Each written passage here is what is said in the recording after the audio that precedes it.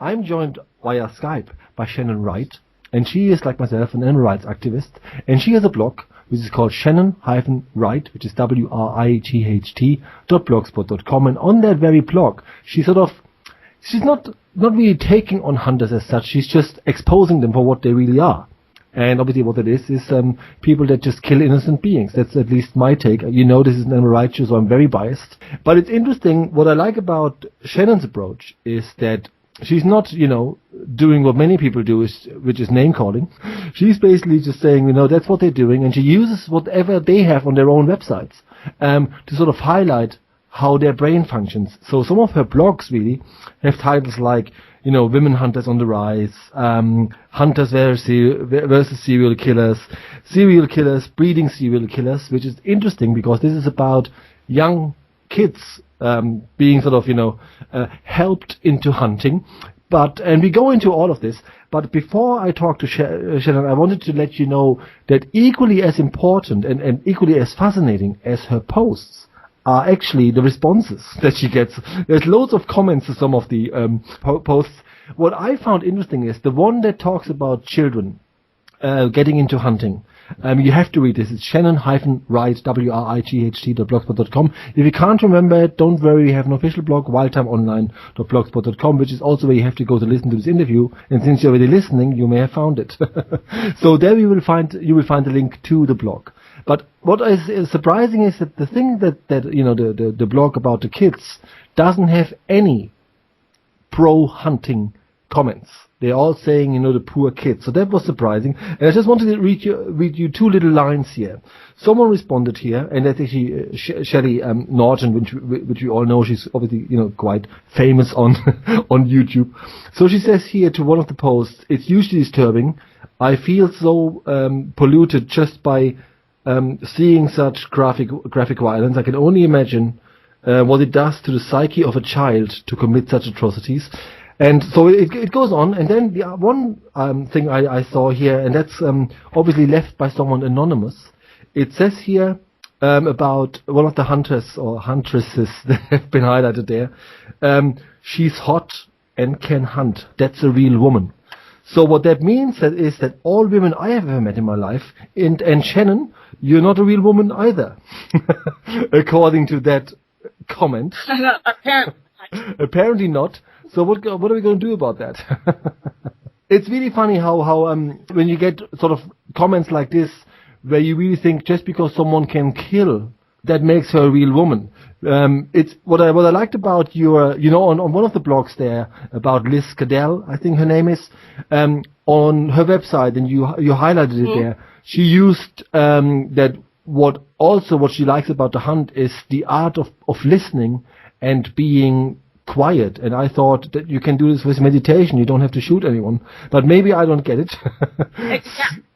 So how did you, what prompted you to say that? Let's just highlight this. Well, it's like you said, I felt the same way. That the art of being quiet and listening, being out there in nature and watching the animals and really watching them and what they do, and to me that's everything.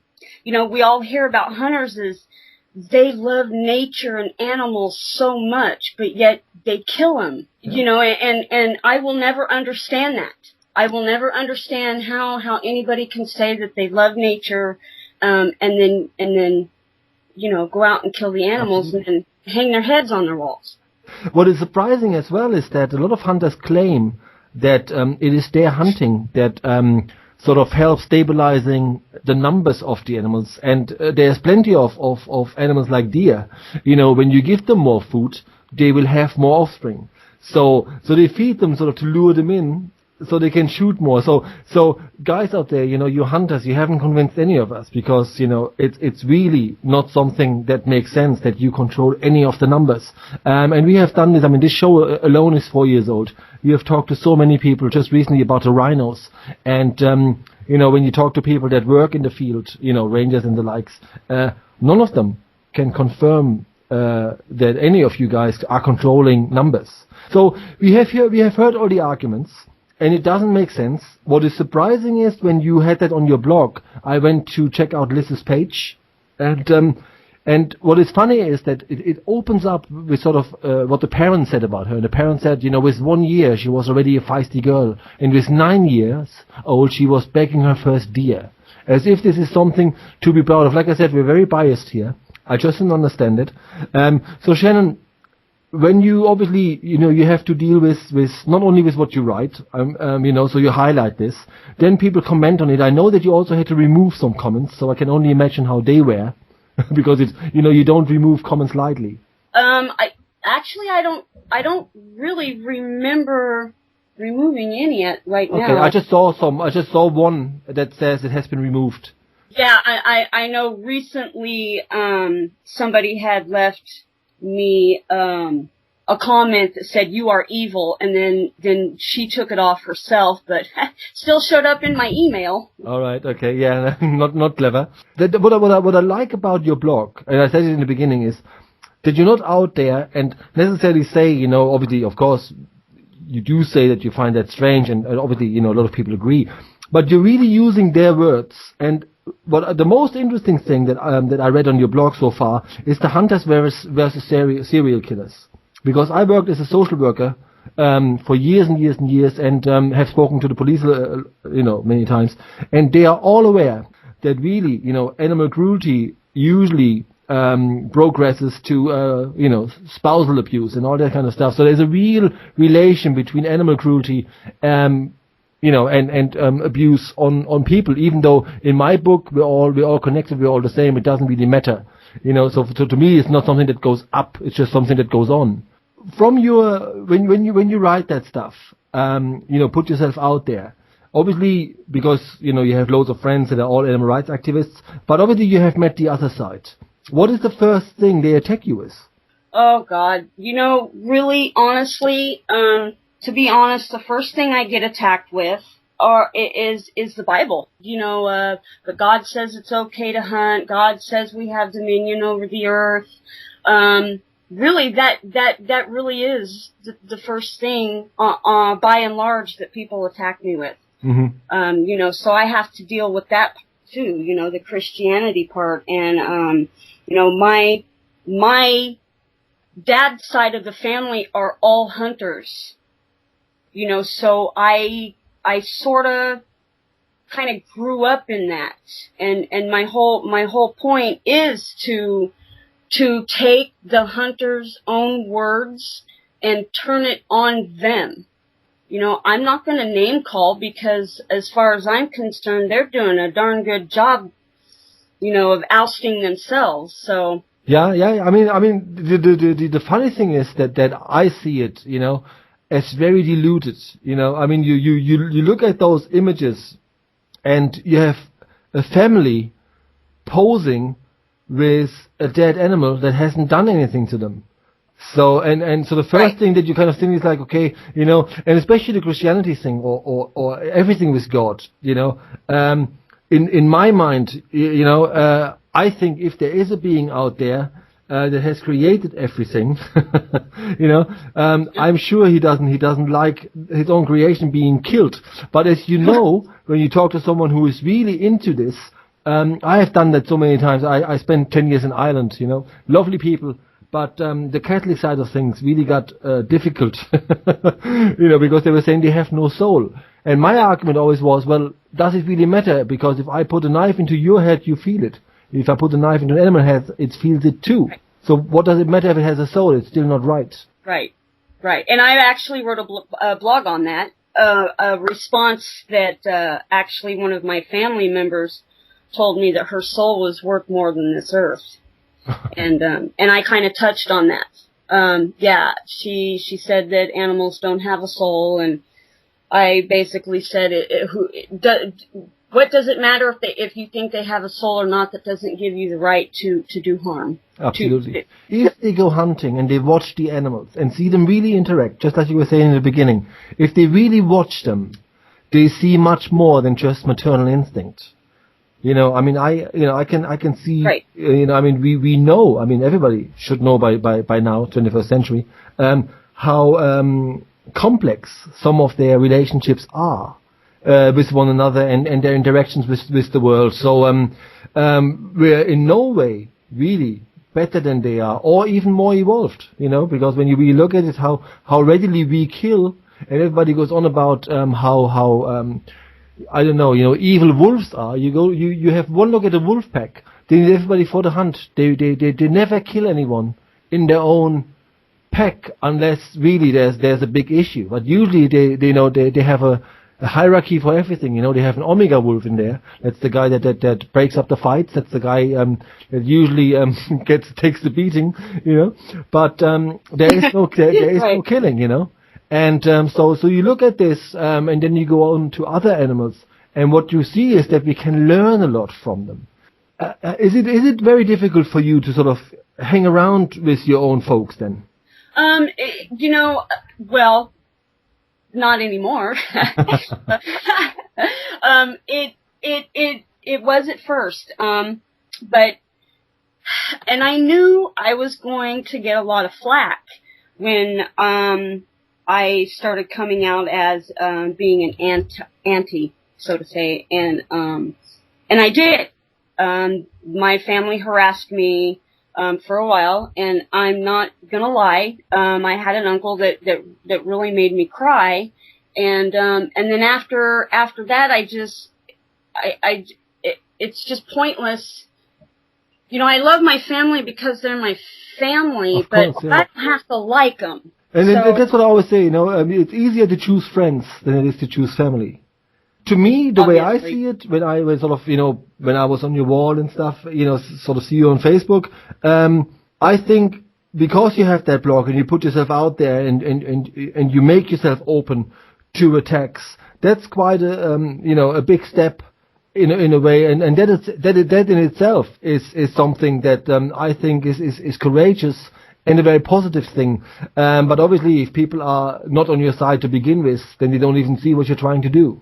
Yeah, it can be pretty difficult sometimes. But you know what? I have to tell the truth. Absolutely. I have to tell how I feel. Yeah. What is a bit different about most people's stories that we hear about the hunters is that you also really say, women hunters are on the rise. And so it's not like this, because that's what we hear, right? It's just the blokes that try to, shoot someone because they have small penises, and that might be true. But there's also a lot of women that do that, Well, something must have gone wrong there. But it's important because, you're a woman, and you said, look, you know what, this is not a gender thing, which is something I really like. Sort of your approach to it. I also know that you're like me, very anti-racist, because really racism and speciesism is the same thing. I get that a lot because I work a lot with people from abroad, and obviously being a foreigner myself, I have loads of friends, that are of the Muslim faith, and none of them was trying to convert me yet, or ask me how to, if I can help them building a bomb or something, just to say that. So I like that you said, let's highlight the women here. And for people who haven't seen this, please go to the blog. It's Shannon-Wright, which is WRIGHT.blogspot.com, or just click on our Wildtime Online to see the link. And what is interesting there is that you have a top 10 that you're actually in the process of writing about the most vile. Yes. And yes. That's fun. We're recording this actually on April 1st. So at the moment where she's at number 9, even though technically she's at number 8, because I think at number 10 she combines 2 people into one. So, but that's just rhetoric. So, and I have to say, obviously, number 10 and number 9 are already, from my point of view, disturbing enough. So obviously you have an idea of where this is going. So how do you rate that? Well, interesting. I chose those two for number 10 because I think, well, not I think, I know they're just out there. Tara Anvik and Teresa Gronwald. Teresa Gronwald, she was dared. She went to kill an elephant on a dare. Yeah, on a bet. Challenge. Yeah, exactly. Someone was basically saying she couldn't do it, so she went out and proved that she could do it. Right. and then of course, Tara Anvik, she kind of made a name for herself in the AR community, burning her own house and trying to, either blame her boyfriend or animal rights activists. Yeah. Right. Remember that. That even made the European right. news, by the way. So, yeah. So, to me, it's pretty vile, but they're pretty low on the totem pole. I'm actually going to start some of the women that I have chosen for my 8, 7, and 6 are women who are promoting hunting. Okay. And they have their own shows, and they're really trying to get more women into hunting by glorifying it. Okay. So that's where I'm going to go with that. Yeah. I mean, to be honest, what surprises me is that, but that just shows you, I think, overall what's going on there is that, that it's pretty insane to say to someone, I show you how to kill properly, and that makes you a whole person, or I don't know what it is that makes them. I think the people that they promote it are equally as strange as the people who can be even bothered with this, because when you talked about obviously shooting elephant because someone says you can't do it, just because someone says if you jump off that bridge you're not going to survive it, I don't have to prove that I could. Right. So it doesn't. Logically, right? Just even if it's not about the hunting, I don't get the logic. I always struggled with this, sort of trying to understand where this is actually coming from, and and what is interesting that sometimes people say, oh, it's evolution. So if it's evolution, then they acknowledge our animal kin, and that goes away from Christianity. Because if the world was made in 7 days, which I pretty much doubt, because it would have taken God 3 days to just to get Germany right. Okay, so that's odd. I think they choose they just choose whatever they think sounds great, And I think, and because it is so difficult to make sense of what they're saying, that's why really having a conversation is not only out of the question, but probably not even something that I would choose. I remember, I talked to Anthony on my show, as you know, Anthony Marr, about hunting, and even also to other people about it. And he talks, or used to talk a lot to hunters, and I just wouldn't go there. Obviously, he's different, I wouldn't go there simply because I don't think you can ever convince them, really. So with your blog then, obviously you will continue doing this, and what then? Yes. Obviously you have an aim to highlight it, but a lot of people probably wonder why are you going for women? I don't think women get enough credit, quote unquote, in the hunting world. Women hunters are on the rise. Women do hunt. It's been pretty much a man's sport, if that's what you want to call it, a sport. Yeah, well, it's not. A sport is something where the other party knows they're in it. Hunters even take advantage of, they hunt the rut. And the rut is when the deer are trying to mate. Mm-hmm. And, hunters go out and they take advantage of that. They're just trying to live their life and mate and eat and do what it is they do. And, so yeah, no sport in it whatsoever. But I do feel that we don't talk enough about the women hunters. And so I'm going to bring that to light, and I'm going to show what they're really like. Yeah.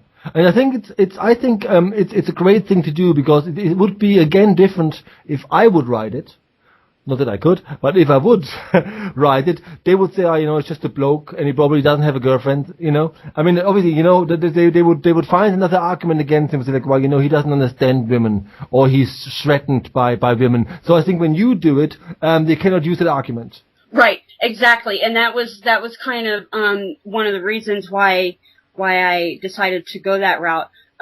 Because I do work with Anthony Marr in the Global Anti-Hunting Coalition, and I think if Anthony tried to target some of the women like I do, that he would get the same responses. Of course.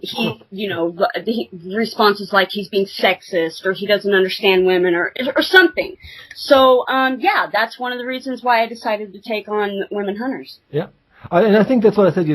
That's I think is a great thing to do, because again, the reason why they would probably say this is just to also not talk about it. They would just obviously have a counter attack ready to go, because really when you look at it, how can you justify it?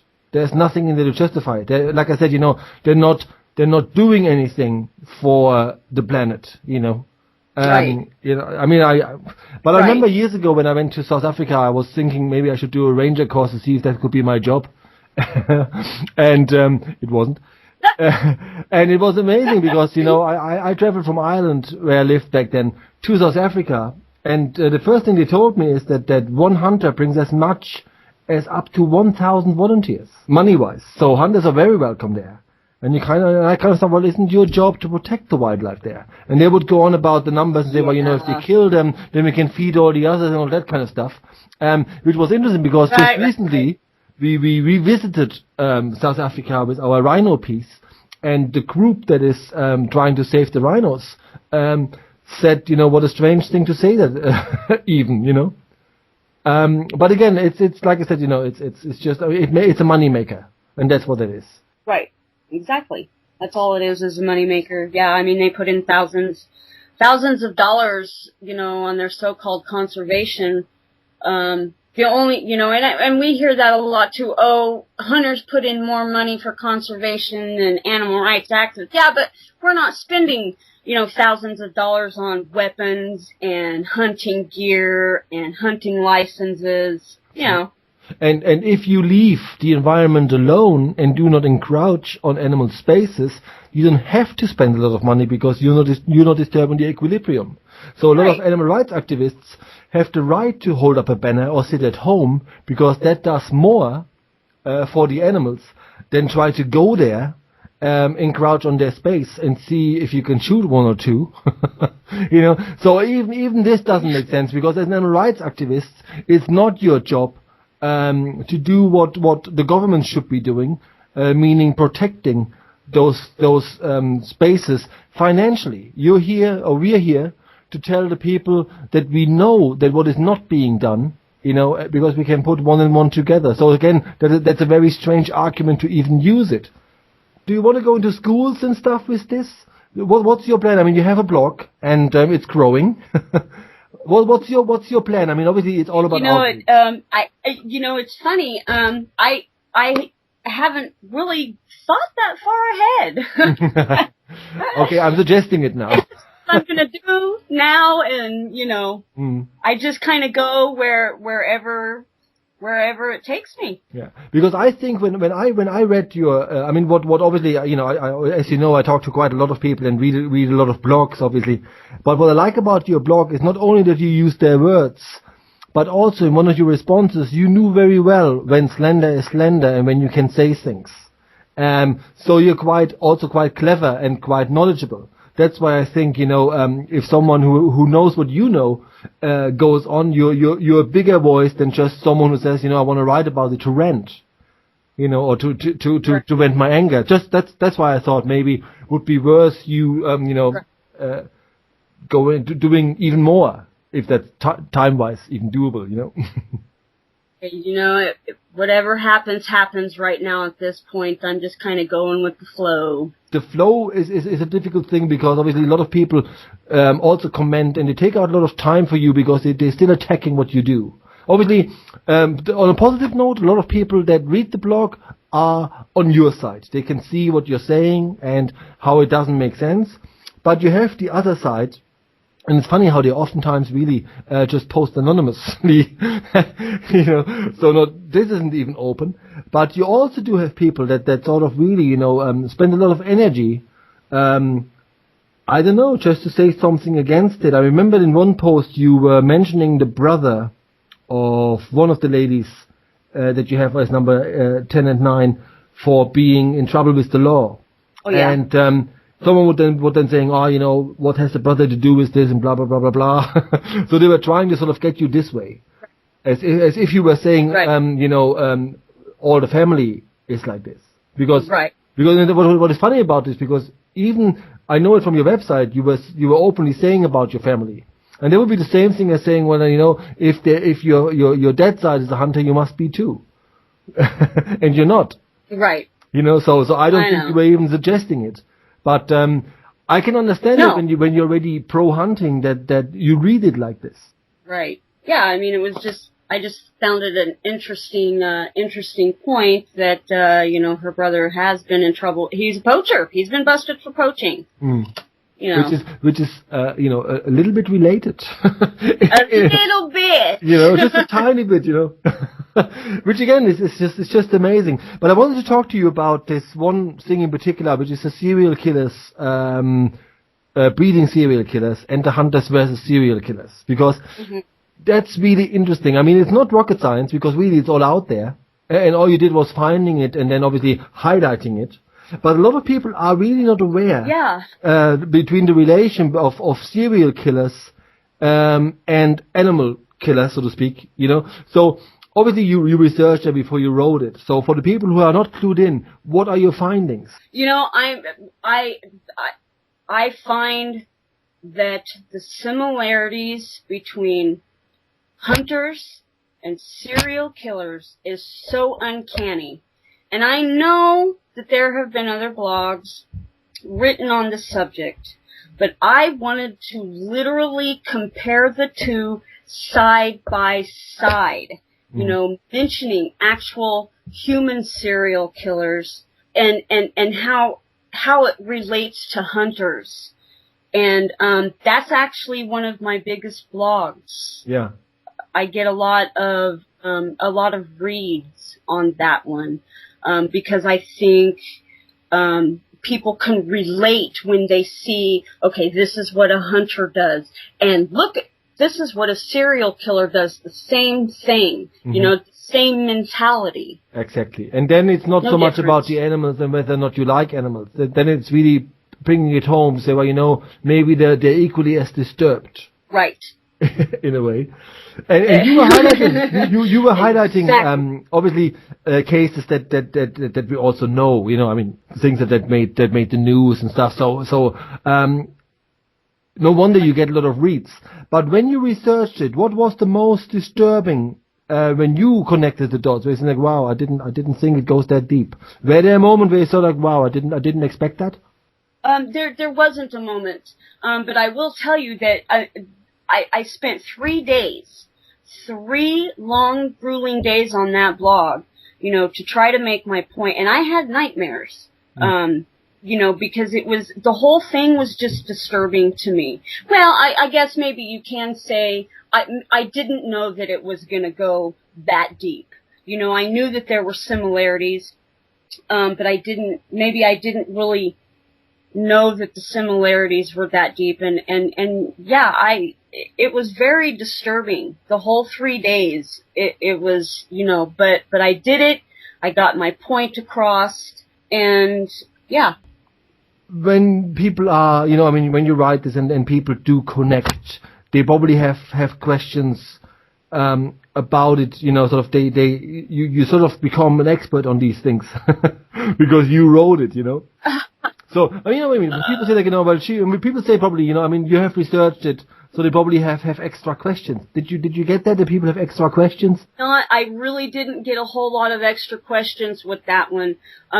I have even I've gone as far as posting that one on, like an anti-wolf site, Kill the Wolves, and some other hunting sites, and, the only thing that people can say is, oh, you're so stupid, because they have nothing else to say. I think I nailed it with the blog, and I really don't get too many other questions with it. It is what it is. People see it, they're like, oh yeah, hey, that's true, yeah, I get it. 100% Tamworth, 100% Total Choice, 106.8 TCR FM. So just so you guys are there, I just want to make sure that you all get the blog, which is Shannon Wright, which is WRIGHT.blogspot.com. Remember, our official blog is wildtimeonline.blogspot.com. That's wildtimeonline.blogspot.com. And on that very blog, you can not only listen to the interview, but also have a look at the blog so you see what we're actually talking about. And the interesting thing is you can revisit the blog because we're actually talking early days here, because, like I said, Shannon is writing a top 10, and she says number 9 of the most wild. So there's loads and loads of things to come. So obviously you know what you're writing about in the future, and yes. Has the experience of dealing with all of this, has this changed your view on women, being a woman yourself?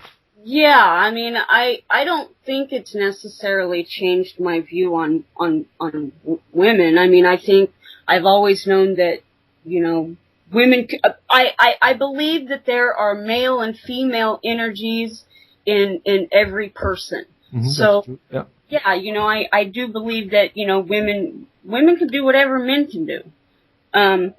I do hear a lot of people say, "Oh, women are supposed to be nurturing." Well, I don't know. And again, it's funny how people say "supposed to be" as if this is your role. I mean, I know from my experience working in shelters, I noticed that women in shelters that I meet are more nurturing, almost by nature, than most of the blokes that I meet. Okay, but that's not saying that you're supposed to be like this, and that only a female can be a good nurse. I mean, we have to sort of really eventually break this all down, isn't it? I mean, the very fact that when you think of cooking, everybody says like, "Oh, your wife must have done this in the kitchen." I mean, I can't cook, so everybody knows it in my case. But sort of we still have this idea, that behind a good meal there's a good woman. So when you have your blog finished, I'm sure it's probably will even be difficult to let that go. But if someone says to you, "Okay, I might read the blog," do you have a message for people? I mean, is it something that you could sort of say rather than saying read the 15 blogs and make up your mind?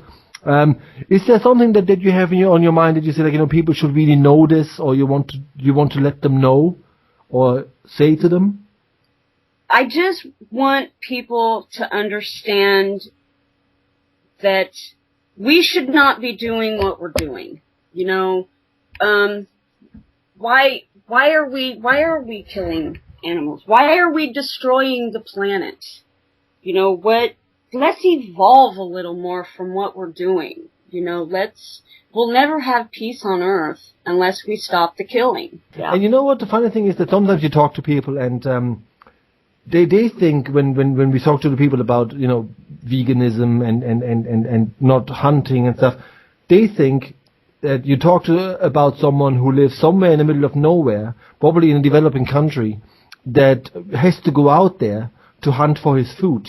So and even though they never meet this guy and never even pay any money towards him anyway, they say, "Oh, you don't want them to do well." So they always find, isn't it? They always find sort of arguments that are really far-fetched, and that is sort of shows me that I think they know that what they're doing is wrong, at least subconsciously. Yeah, right, and I fully agree with you on that point, because I've heard some of that off-the-wall stuff too. I mean, it's like the other day somebody said, "Well, cats kill for fun." Oh Lord, you're right. I think subconsciously they know what they're doing is wrong. They don't have any valid points, so they grasp at straws, and they try to make some weird argument. Absolutely. And what I always say, maybe not in our lifetime, but one day the tables will turn and we will not be a minority talking about this. I strongly believe that someday people's minds will be clever enough to understand that those of us who have said it all along were actually right, and there is another way of doing things. You can never really sort of give up hope. Yeah. Yeah. Well, it's not the easiest thing, obviously. But I mean, no. And I believe if you had given up hope, why bother writing about it?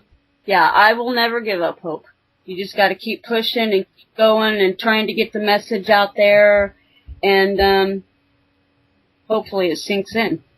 I mean, I think what thinking anyway, even though I'm already on your side, was the serial killers breeding serial killers. Because what is disturbing there, just so you guys, like I said, check Wild Time online so you can see the blog, Shannon's blog. You have a couple of kids sitting there in front of dead rabbits or squirrels or something. And then someone must have said, look, well, smile for the camera and stuff. And what you quote there is from a page that says, go on a hunt with a kid. And what they're basically suggesting is that make your kids hunt small animals that they can actually get, so that they're not getting disheartened before you take them out to hunt an animal that is more difficult to hunt. So, right. I mean, when you read this, you go like, wow, it's because it's the same thing as saying to someone, maybe you should ride a bike first before you go to motorbikes, But, right. But you're not killing anyone with it. So, but it's the same, it was written in the same vein. So there was no concern whatsoever for the life they are affecting. This is what is so disturbing about it. Right. It's very disturbing. It's very disturbing. I mean, here we are, not we, but they, I should say, they indoctrinate their kids as early as possible to kill. I don't believe that we're born with that kill instinct. I mean, not in that way anyways. Yeah. You know what I mean? Self-defense, yeah, maybe, but what is it they say, I don't remember who said it, but if you put a rabbit or a cat in a playpen. Yeah, absolutely. I don't know who said it, but basically, as the saying goes, you have a playpen or a cradle even, and you put in an apple and a rabbit, and the child will eat the rabbit. Will eat the apple and not the rabbit. And whoever wrote it initially said, "Oh, I'll buy you a car," just so people that test it out. I was just saying it the other day, and I said it a lot, and it's so true. You show a picture of a piglet and a puppy to a child, and you ask them what the difference is, and they can't find one. It's as simple as that. Right. And so just to say that, and it's the same thing when I talk to people that are nutritionists. They're absolutely right when they say to me, like, when you're really lost in the forest, you don't think about bringing down an animal twice your size. You think about finding some berries to survive. So, and you kind of go like, it makes really more sense than because, because we're really so far removed from that picture that we have about us evolving while we were hunting mammoths and stuff. Now we have our big brain, we're still not using it. So all that stuff that we're being fed is amazing. And I don't know, you probably have heard of Roger Yates. He's a sociologist, and I have had him on the show quite a number of times. And he once told me that they have done sort of a test, or someone has done a test. They were asking people to paint a scene from a farm, and all the cows had smiling faces, and all the people had smiling faces. And even adults would draw it that way, and that just shows you how removed we are from what's really going on. And blame corporations and the happy cow ads for that. Yes. That's the one where she runs around the beach, right, and saying she really wanted to be a horse or something stupid. Yeah. I usually don't even mention their names because I don't give them any on airtime. But it is odd, that you have, you again, I'm not going to mention anyone, but, you go past, sort of a chicken joint, and you have a smiling chicken, and then next to that smiling chicken, you have the dead chicken on a plate with chips for £2. And people say, oh, isn't that great? Yeah. They're not connecting the dots. This is what, makes it difficult sometimes. Yeah, really. Yeah. And I think that's the whole thing, to cut a long story short, that's what makes it so difficult is because it doesn't make sense. It's not something that you can argue about really, because it just doesn't make sense. And I think that's the thing that bothers me, that everybody who has really, some brain, you should be able to see that this is just not something that we are meant to do. I don't know. But anyway, and I said it before, I'm only vegan for 5 years, and maybe I was just, like all the other guys that I meet. I didn't see it either, but because I'm the most spoiled in my family, if I can change, everybody can. Just to say that, so you can never give up hope, That's right. Yeah. That's right. And there's some hunters out there that, look at Steve Hindy. He said he was a hunter, and now he's anti-hunting and. Or even you could even though it's not hunting, but if you just look at the Cove, Ricker Barry was the one that started it all. People say, and he himself said he has a lot to do with dolphins in captivity, and now he's doing something to save them. And of course, the first thing people say, like, oh, he's on a road to redemption. No, he just woke up. This has nothing to do with redemption. Who gives a damn about redemption? Right. What he says is like, I made a mistake. I woke up about it, and I do my best to make this stop. And people always put it into these religious niches without really knowing what it means. And kind of going back, Anthony talking to hunters all the time, and I'm kind of with you. I'm not engaging in a conversation to try to change a hunter's thinking. Just isn't going to work. So, I will just blog on them and use their words against them. Yeah. And that's brilliant because they have no way of attacking you because you're not slandering, you're not using words that come out from somewhere else. That's what I find so clever about it, because obviously it would be very normal to put in all your emotions into this because it is an emotional thing, because we care about these animals that end up on a wall. Or we have these majestic lions or tigers who are all near extinction, and you have these knuckleheads with their guns posing, Of course it makes you angry. That's what I like about your blog, because, even though you clearly write it with a passion, you're not letting it on so much. I thought it's brilliant. Well, thank you. You're very welcome. You're very welcome. So you also have another blog, right? I mean, you have the Shannon-Wright.blogspot.com, and then you have a ShannonL-Wright.blogspot.com thingy. And I've been there only once, and really didn't have much time. What's that about? Oh, well, that is my anti-racism blog, specifically against the Chinese. Okay. And, I actually, for lack of a better word, call people out in the animal rights movement. We cannot be effective animal rights activists if we are still so racist against another country. Absolutely. And we cannot blame a whole country. Just to say that, I always have to plug myself if I can. For you guys out there, we have spoken to 1 million of Japanese animal rights activists, and we have spoken to Chinese rights activists, and at this point in time, we're actually planning another Wild Time live event, where we will air Michael Zhao's movie about people that help animals in China, and play the interview that you can also listen to on Wild Time Online with the Students Alliance for Animal Rights in China. And obviously, yes, there are atrocities, and we talked about this at length, so we were not letting them off easily either. But there are good people out there. And you're absolutely right. It does harm the movement, which also then aids the people that actually commit these atrocities. Exactly. There are some wonderful, wonderful, wonderful Chinese activists. Well, Anthony Marr is one of them. And then there is Jean, who is with the Safar. I talked to Jean. I was talking to her quite often. There's a couple of other ladies, too, who have their own Facebook page, hand in hand with Asia's animal activist. That's Anne-Marie Owens, Lisa Price Dobson. I talk to them almost daily. Yeah, same here. I mean, I'm on all of these pages, And also what is interesting to just for you people that, we did this interview probably a year ago with Michael Zhao, who is in America, but he did a movie in China. And what he did, they weren't so much animal rights activists, they were just people saying, this is just not right.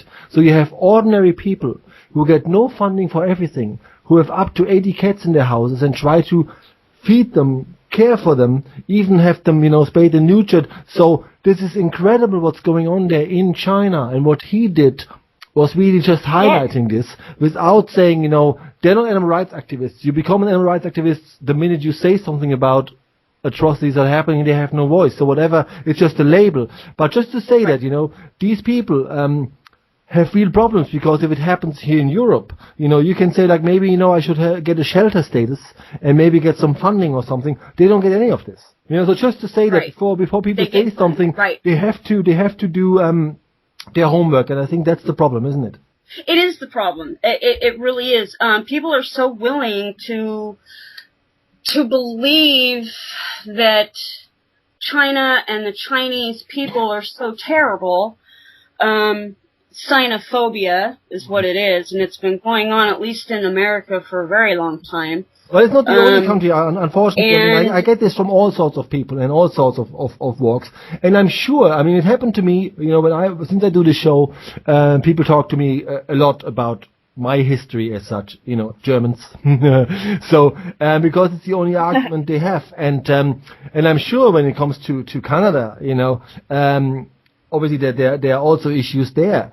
Did you get it when people say, why don't you just, see if you can sort out your own stuff before you bother us with other people's things? Do you get racism in your own country? People say, look at Canada first, where they sort of blame you for the rest of your country?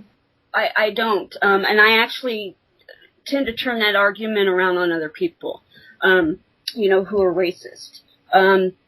Look at your own country. They want to just, the Chinese, boil cats alive. Well, and does your country boil lobsters alive?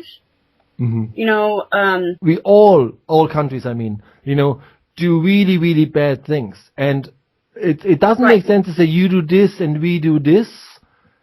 What we have to say is like, this is just wrong, this is unnecessary, and let's change this. But that's exactly what I mean, because people are also being very conditioned about whom we can like and whom we can't. And then, there's a lot of, and again, it's a lot of that stuff is also media, because all we hear is how wealthy China will become and how they buy everything, and we have to cross that bridge when we find it, we're not saying that we have to see what's coming out of there.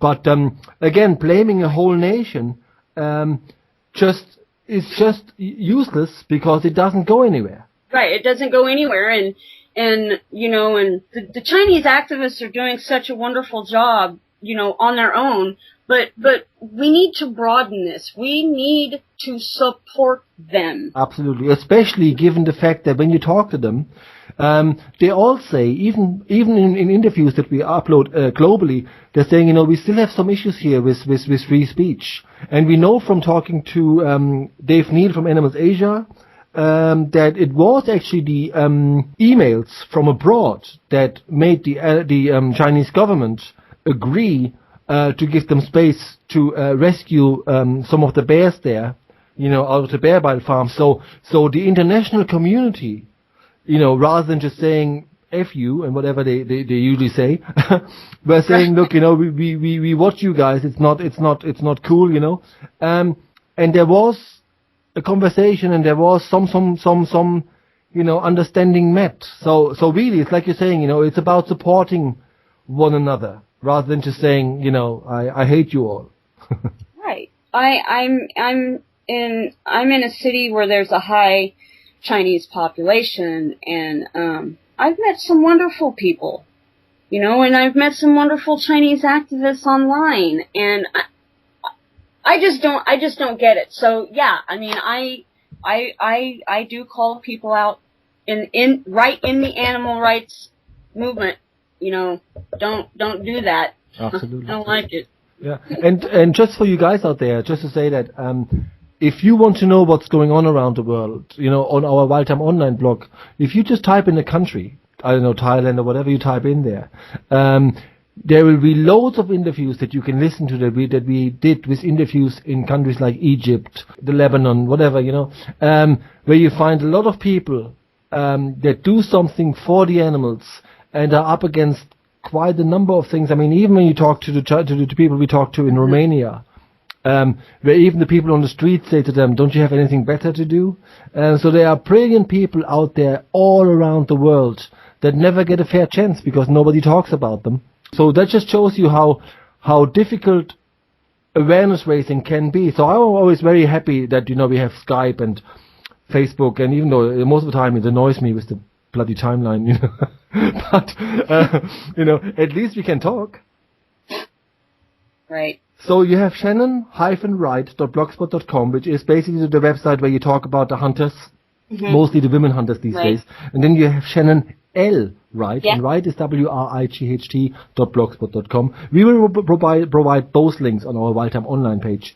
And have a look, leave a comment. Shannon is also on Facebook, and we will also provide the link to her Facebook page.